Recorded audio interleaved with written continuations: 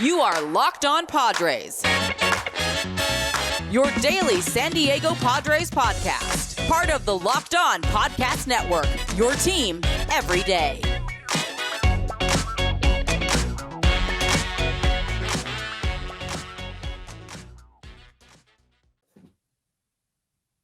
Greetings, ladies and gentlemen, and welcome to another edition of not just the Locked On Padres podcast, but also the Locked On Giants podcast. I am one of your hosts, Javier Reyes. You might be familiar with my baseball-related work over at Just Baseball, where you can see me writing about not just the Padres, but general baseball, and also my new podcast, Baseball versus the World, which is about all the fun stuff of baseball culture.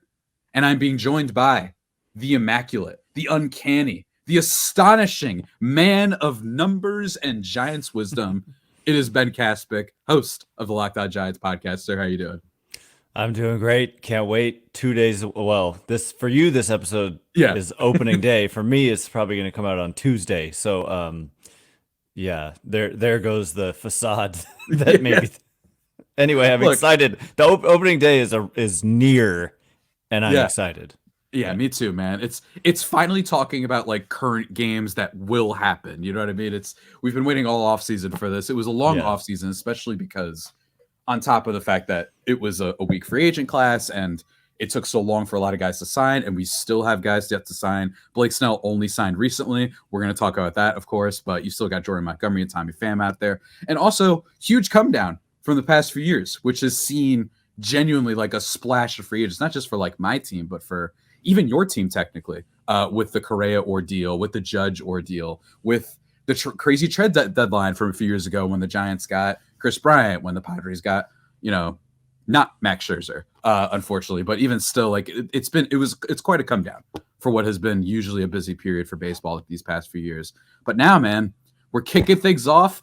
By the time you're listening to it for my feed, it's opening day. For Ben's, you're 2 or a day beforehand, whatever. But Padres, Giants, 4-game set to start things off. The two teams that outside of the Dodgers made some of the biggest moves across the entire league. The Padres, of course, dumping Juan Soto off to the Yankees for spare parts.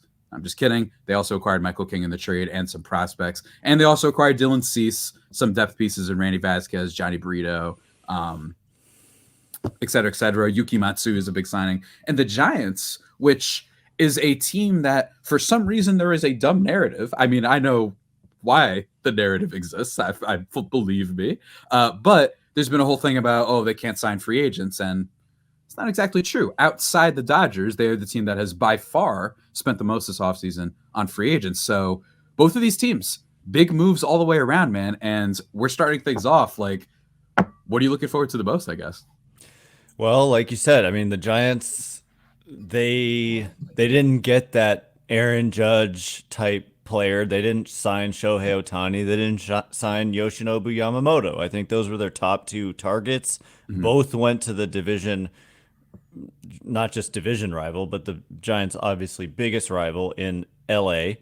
And yet, I would still say the Giants easily had an offseason that you would grade kind of objectively. Of course, grading the offseason is a fool's errand, as Padres fans know all too well. Oh, believe me, yes.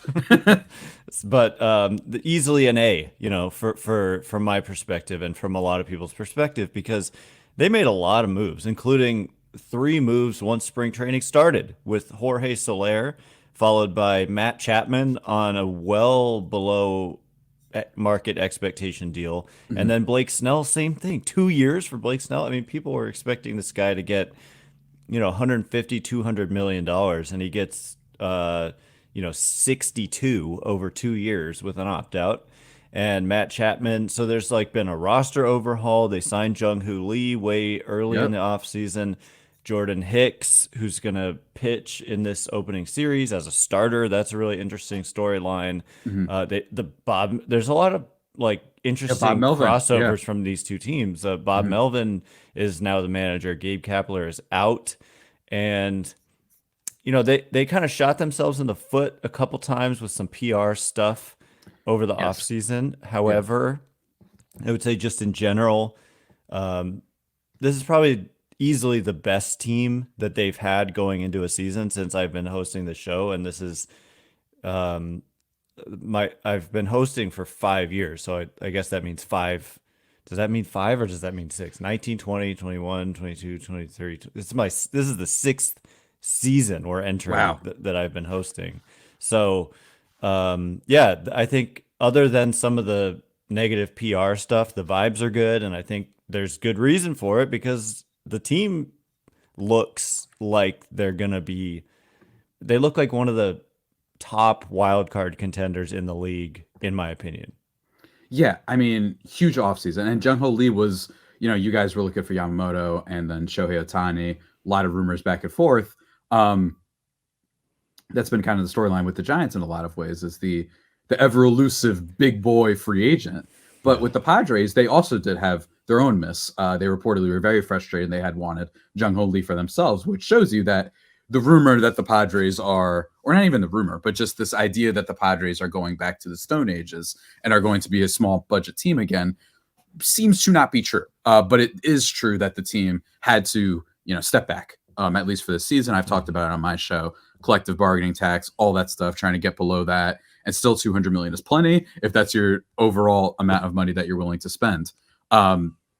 Free agent class is stacked next year, et cetera, et cetera. But yeah, both of these teams, a lot of moves. And we even mentioned the Robbie Ray trade, right? Like that was a big deal. While it won't be relevant for this particular series and it won't be relevant for much of the first half of the season, Giants just did so much. And it feels like they are a team that, unlike the Padres, we've talked about, just completely different. The Giants have had this ability to accrue the good B-level players, depth, all that stuff, finding players that you didn't know would be okay, like Tyro Estrada, like to an extent, Mike Yastrzemski, some of the bullpen guys. Camilo Duvall has stepped up and been a really good closer. They've had Anthony DeSclafani pitch really solid innings for them and be better at times than some starters for the Padres that have bigger names. But then they've missed out on the big stars, while the Padres have gotten all the big stars in the world, made all the flashy moves, but haven't been so great with depth. And that's going to be the big question with the Padres, especially with this series, is what's the lineup going to look like? How much are prospects Jackson Merrill and Graham Pauley going to play? Merrill, probably a lot. Seems like he's a starting center fielder for the team at the moment. Graham Pauley, unknown. Is it going to be Eggy Rosario? Is it going to be Tyler Wade? There's so many questions around those tertiary pieces for the Padres. They have been linked to Tommy Pham, your boy, but they have not made that signing yet, which is weird at the time of this recording. I thought that it would actually happen. I really did, like after the Soul series, but it has not.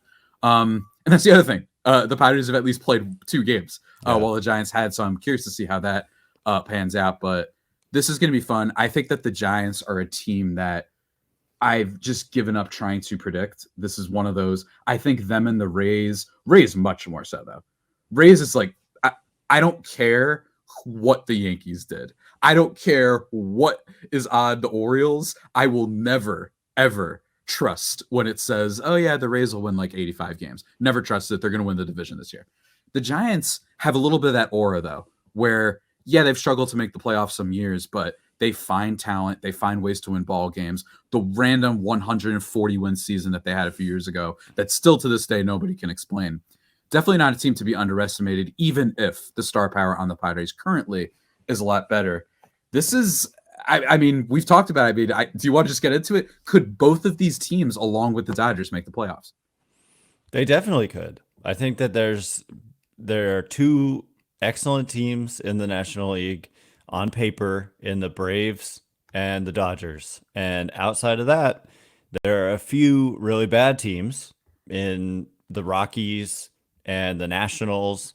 Maybe throw the Pirates into that mix as well. And outside of that, there's a lot of parity. Like you could make an argument to me that any of the other teams, and baseball is a crazy sport. Maybe even one of the, probably not the Rockies or the Nationals, but pretty much any one. What is that? Like 11 teams, like, and 3 of them make the playoffs. Like, you could make a case. That's why I think the Giants making these late moves to put themselves maybe at the front of the pack of this huge group that's like bunched together in the projected win total range of like 80 to 85. Like there's like 10 teams in the league, in the National League, that are like kind of in that window, and the Padres are one of them, and so are the Giants. But I don't know. I mean, I think the Padres obviously got worse. I think that's fair to say, right? In the offseason, that you give up Juan Soto, it's hard to like also get better in the process. Whereas the Giants, I think, got a lot better. And last year, I know the Padres were. I'm ultimately saying it was just an unlucky, fluky kind of year with them last year. And so, if some of that kind of luck and extra inning and one run stuff comes back to normalcy, even if you take away Juan Soto, I think they could still be a good team. Whereas the Giants, I think they made enough improvements where they won 79 games last year, which is not that good, but you add a bunch of talent, and I think you're looking at easily a team that could win mid 80s or more. And I feel like the Padres are in that same boat. And so I was just talking with Millard from Locked On D-backs, and I think it's the same story. Like it was basically the same thing. And then he said he was talking to you, and it was kind of the same thing. And so I feel like it's just a big melee. It's gonna be potentially a wild. Who knows? Maybe we have like a 11-way tie for the wild card spots at the end of the year. Yeah, this isosceles triangle of death. Dare I say love triangle even occasionally with these three teams, because honestly, I feel like there's not a lot of beef between our three teams. We got plenty of that for the one above us. But guys, before we continue talking about not just some more storylines for this series, but also some predictions, some pitcher matchups, all that stuff, I want to take a second to talk to you about something that will help you get to go to these games in the first place. It's called Game Time. It is a fantastic application that takes away all the hassle of buying tickets, because they've also got some really cool deals for you as part of it, guys. That's right. You've got last minute tickets, flash deals, zone deals. It's easy to find them for all sorts of events, by the way, not just baseball and not just sports, comedy, theater, all sorts of things that they've got. I love saying theater like that. All sorts of things. Lowest prices guaranteed, event loss cancellation protections, job loss protections. They've got you covered big time. It's really cool. You just go on the app. They've got like little lightning bolts that'll pop up for some big deals. So always check in. And one thing I really like, speaking of last minute deals, the Game Time guarantee means you'll always get the best price. If you find tickets in the same section in a row for less, Game Time will credit you for 110% of the difference. So they got you covered. Don't worry if something comes free. They got you covered with Game Time. Download the Game Time app, create an account, and use code LOCKEDON for $20 off your first purchase. Terms apply. But again, create an account and redeem code LOCKEDON. You clicked on the Locked On Padres and Giants podcast. You know how to spell it. Locked On for $20 off. Last minute tickets, lowest prices, guaranteed with Game Time.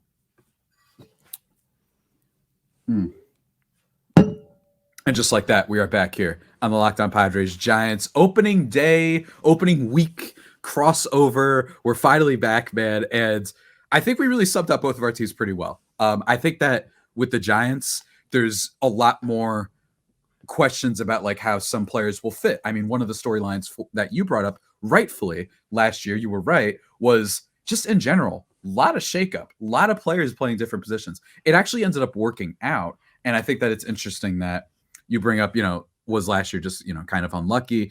I do think it was unlucky. However, I would point to the fact that the Padres have had this issue of a really strong core that underperforms every other year. They're a very every other year team. And to me, that could speak to more than just luck. Although I do agree with you. I think it went a little bit too much in one direction. So I think that they're going to bounce back this year. But man, I mean, just the vibes at Petco are going to be fascinating to see. I think this is going to be one of those teams and the Giants that I really want to see also if the late signing is a thing. This has been something that I've been poking into just a tiny bit, which is just, is Blake Snell going to struggle out of the gate?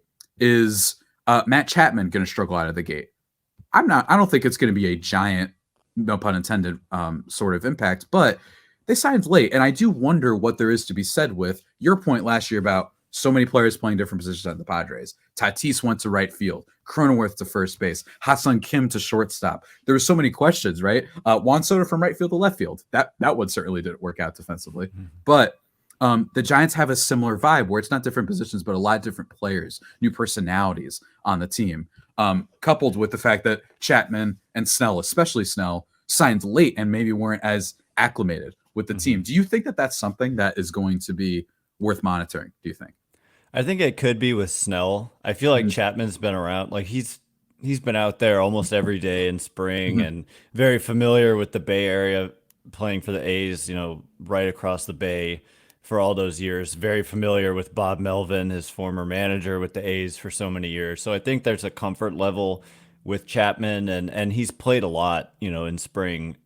I don't remember how many weeks ago exactly it was, but it was at least like maybe 4 weeks, 3.5, 4 weeks ago that he signed. So I think that he should be all right, like right out of the gates. But with Snell, I mean, he's not ready, and so that's definitely a factor. Like he's going to pitch in Arizona on Friday, along with I think Alex Cobb and another player, Keaton Wynn, young player who was kind of projected into this rotation, but had like a little bit of an elbow thing early in camp. And so, with Snell, I mean, I know like last year he started out really poorly and then went on this unfathomably good run to finish out the season.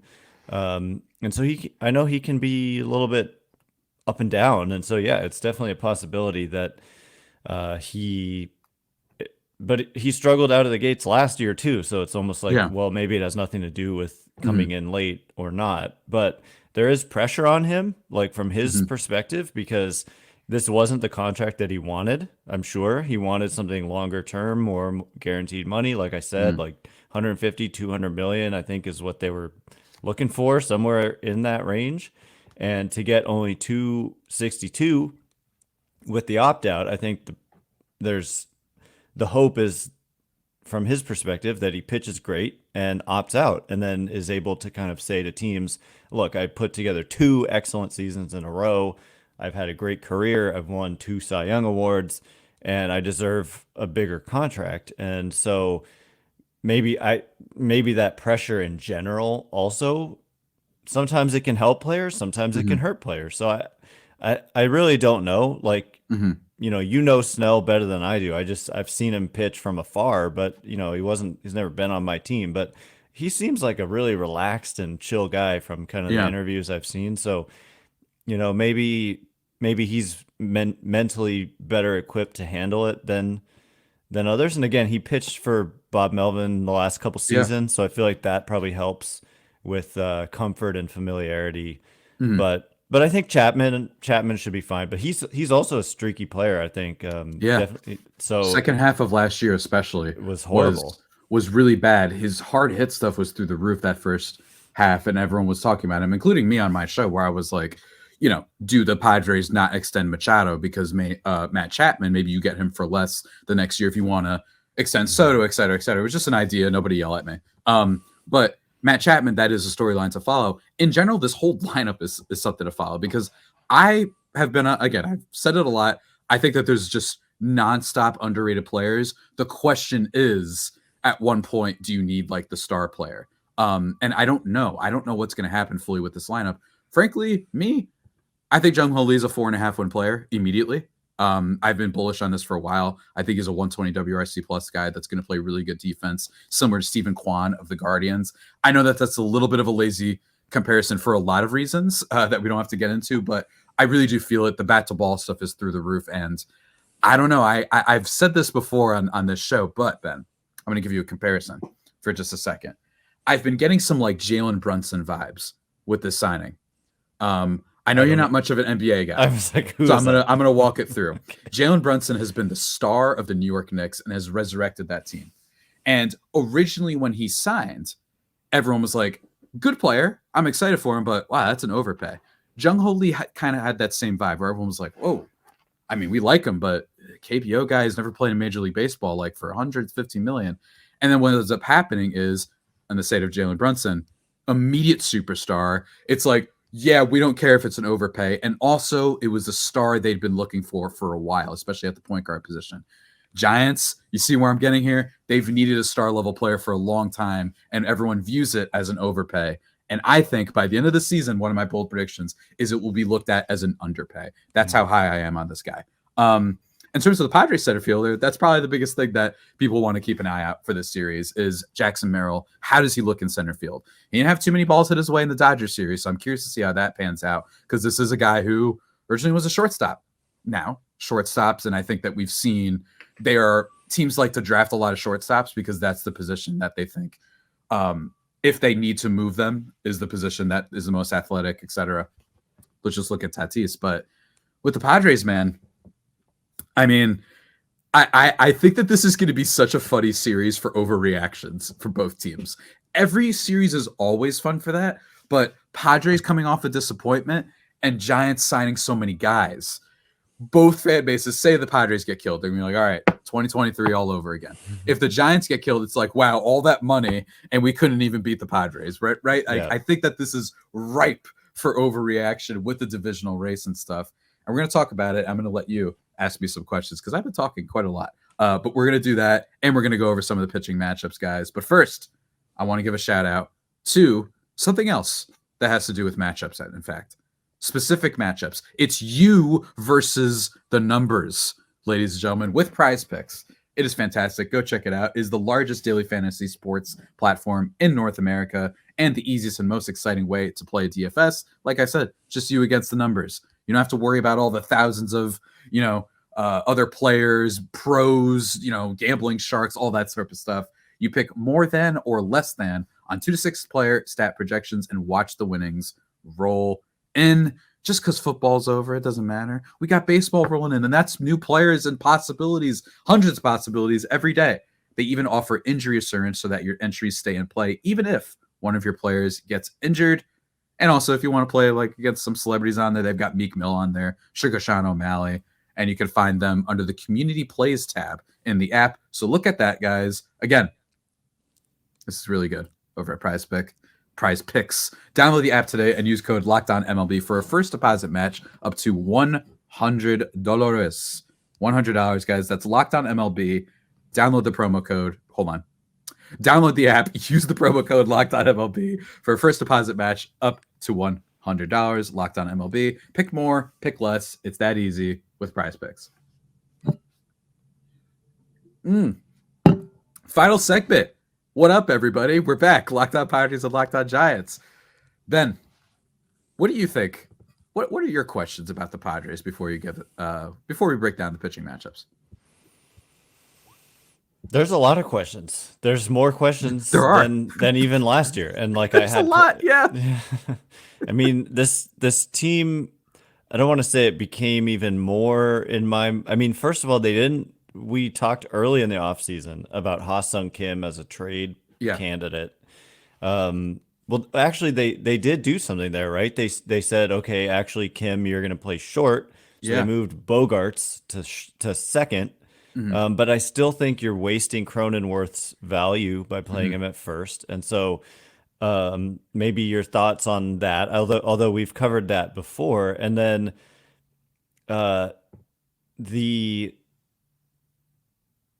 just what do you make of this team? Like, do you think that this is a hard team to nail down? Because it's I don't want to say a stars and scrubs team at all, because like some of the quote unquote scrubs are like young players with a lot of talent, like Jackson Merrill, as you said. But like, where do you see this team coming in? Do you, like I do, view them as a team that could win, close to 90 games or be under 500? Like, that's kind of how I view them, is that there's this kind of large range of possibilities for them. Oh yeah. And also you've got a new manager, Mike Schilt, right? And like, and what's the expectation there? And just general kind of thoughts, I guess. Just general kind of thoughts. Look, I'll go over the first question in a second, but just in terms of general expectations, you're right. I mean, this is a team that I think has one of the greater variances of almost any team in the sport. You can look at the Twins, you can look at plenty of others, but I think that the Padres, there's basically nothing that would surprise you with this team if they're at the deadline having to trade Ha-Seong Kim, or if they're at the deadline trying to trade for some Bo Bichette. I don't know. Came to mind because the Padres are obsessed with shortstops. So like, I don't know. It could totally happen. And I think with this team, we alluded to, the one score games, the fact that they were horrendous with runners in scoring position. Xander Bogaerts hit like 180 last year. His career average with runners on base is 300. So it's stuff like that. Manny Machado wasn't very good. Tatis, while the glove was incredible, he won the platinum glove, just in case anyone forgot. He still struggled a bit by his standards with the bat. Still belted a bunch of home runs and stole some bags, but first season back, what's he going to look like this year? And Mike Schilt, look, there's been good reports about the rapport between him and, say, Ruben Niebla, the pitching coach, that it seems like maybe it's possible Schilt might be a better fit. That's nothing against Melvin, but maybe he's a better fit for this team. Maybe Melvin's a better fit for the Giants. It's totally possible. And I think that with this Padres team, with the depth thing, I don't think it's as bad as others think. And I think it's more so this year. And the reason why is because you have to remember that, yes, the Padres had a depth problem last year, but all of their stars, with the exception of Juan Soto, underperformed in a lot of ways. Ha-Seong Kim took a leap, but it's like, if you get that 7 to 8 to 9 win player that Tatis can be because of that defense in right field, if just that one thing happens, the loss of Soto is significantly less. You're going to feel it a lot less if you get that version of him, which we've seen. He's had a WRC plus above 150 every single season of his career, with the exception of last year. Also, Manny Machado, if he steps up, if Bogart steps up, and in my opinion, all they have to do is just not be horrible with driving runners in, especially Bogarts, where all the numbers, except for the ground ball rate, which spiked a little bit, but he busted his wrist, so I'm not freaking out about that. So if that happens, I think the loss of Soto is not going to be crazy. And in regards to depth, there's more unknown this year in a good way. And what I mean by that is we're not saying, oh man, what are the Padres going to do in left field? Instead, it's who are the Padres going to use in left field? Who are they going to use at third base while Machado's out? Because there's guys that we don't know about that have some potential. Eggy Rosario, at the minimum, I think could just be a good glove and be a average hitter, right? I think that's possible. I think Matthew Batten could get called up. I think Jackson Merrill is a big Giant thing, because it's like, look, all you have to do is hit better than Trent Grisham. Like, we're not asking too much on that regard, so that could be a huge plus. Graham Pauley has just been a solid bat guy who could hit like 15 to 20 home runs immediately, potentially, if he gets the playing time. And then also, our catcher was practically just inept last season because he had this like medical issue as well. So you replace that with Luis Campuzano and Kyle Higashioka. That's immediately a plus. And then, you know who they were trying out at DH last year? Matt Carpenter and Nelson Cruz. So those were known quantity guys that you knew. You just have to fill out the roster, right? Well, this year it's, I don't know. One of these guys is probably going to step up. You still got Jurickson Profar, who I would take at DH over Matt Carpenter and Nelson Cruz. That's how bad it was. So yikes. The fact that you already know that they've improved with the bottom of that lineup, I think means a lot. And again, to all the people say, oh, they have no depth. Well, what team does when you get to the 7, 8, and 9 hitter? I don't know why everyone's acting like every team has like 120 WRC plus guys at the bottom of their lineup. I don't think that that's true. Every team's going to have some weak points, including even the Giants, right? Like the Giants have some, Yastrzemski has been a little bit up and down every now and then. Like, it's not like he's some super stud. Not everyone's the Dodgers and Braves, right? Like it's just not true. That's not how you should look at your roster. You shouldn't compare yourself to God. You know what I mean? Like, you just can't do that. That's just not what you should be doing. So I just don't think that the depth is that crazy of an issue. Campuzano, all the guys they have at DH. If Tommy Pham ends up getting signed for this team, that's already better. And if the stars perform as usual, and if you get what you can out of the pitching, I think the Padres are going to be a business. Although, again, like you also said, they've had a lot of off seasons that they've looked like the winners. In fact, I'd argue the past 4 years, they've always looked like the team that won the off season, with Bogarts, with the Snell and Darvish trades, with the Mike Clevenger trade, with the Trent Grisham trade, with the Joe Musgrove, everything, and then they underperform. So a lot of variance on this Padres team. And given the locker room drama reports, not this season, but previous seasons, given the turmoil, the micromanaging from AJ Preller, anything can happen, man. But I'm excited.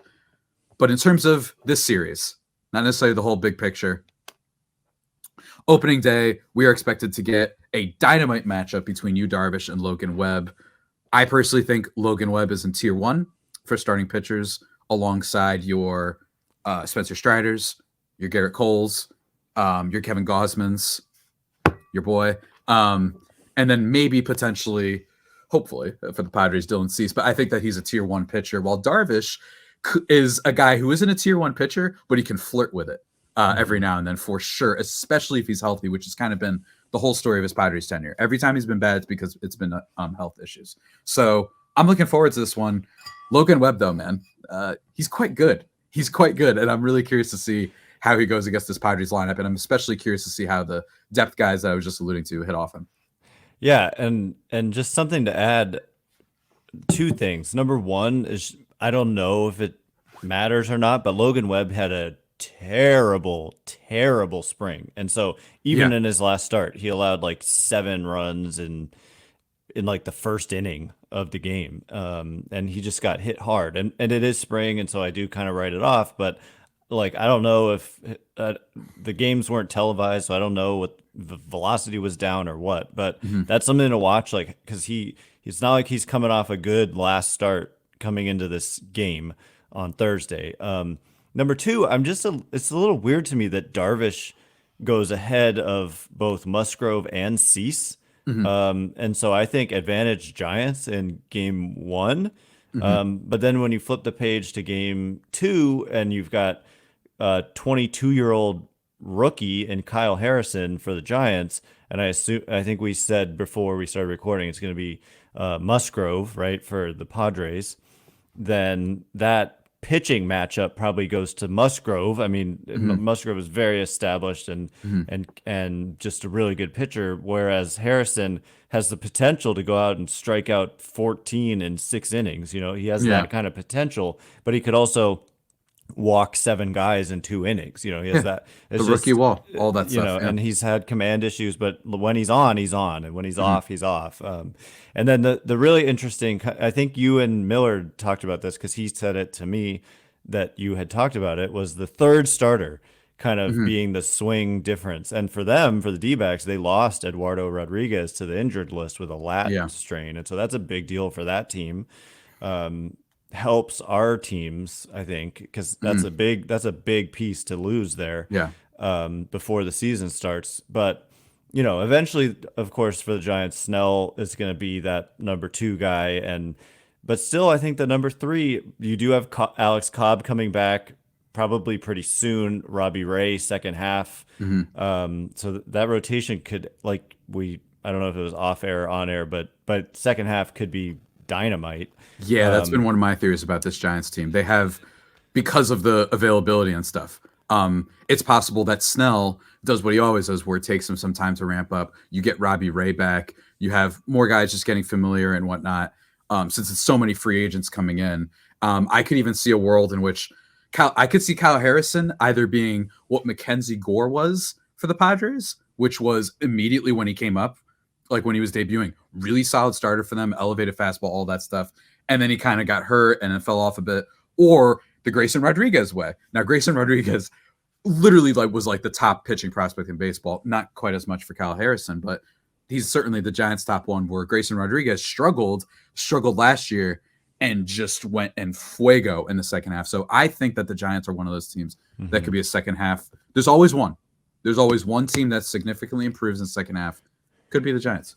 And the one wild card, getting back to that number 3 spot in the rotation, I think is Jordan Hicks, because this guy was a reliever for his whole career. He started out as a starter, like in the minors, he was a starter, but he started throwing 100 plus, and the Cardinals just kind of said, you know, we want you in the majors. And so they, instead of like building him along, they just said, we're going to make you a reliever. And he never really wanted that role, but it's what he got put in. And so in free agency here, he had the opportunity to seek out teams that were willing to give him the shot to be a starter. The Giants also happened to have targeted him as a guy who they thought could be a starter. So it was like they both agreed that he had potential as a starter.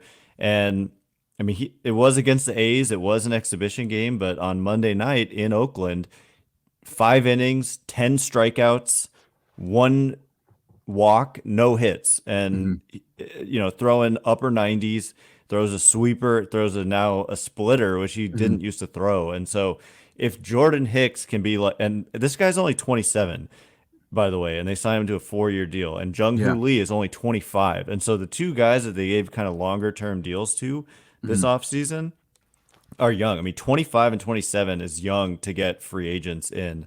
And if Hicks can like be, like kind of how they found struck gold with Kevin Gausman, for example, then that could, just like I guess you and Miller talked about, that could like totally swing things and be a like total X factor is Jordan Hicks for the Giants, and he should be starting that third game. Yeah, and I think for the Padres, their X factor is, I would argue, it's between Jackson Merrill or Robert Suarez. Robert Suarez, because you lose Josh Hader, are you going to have that anchor for the bullpen? Total retooled bullpen, I'm very high on it, but in fairness, like, we'll have to see how things go. I think Wusako actually got announced, one of their additions, low-end addition, is going to start out in the minors, I believe, if I'm not mistaken. But Yuki Matsui could be the closer for this team. But Suarez, because down here, but when he was on the previous year and he wasn't hurt, low-key was like elite, like through gas, was striking out batters left and right. So we'll see if he returns to that. And then Jackson Merrill, because I mean, it's a big-time prospect. He's a top 10 ranked prospect basically by every website.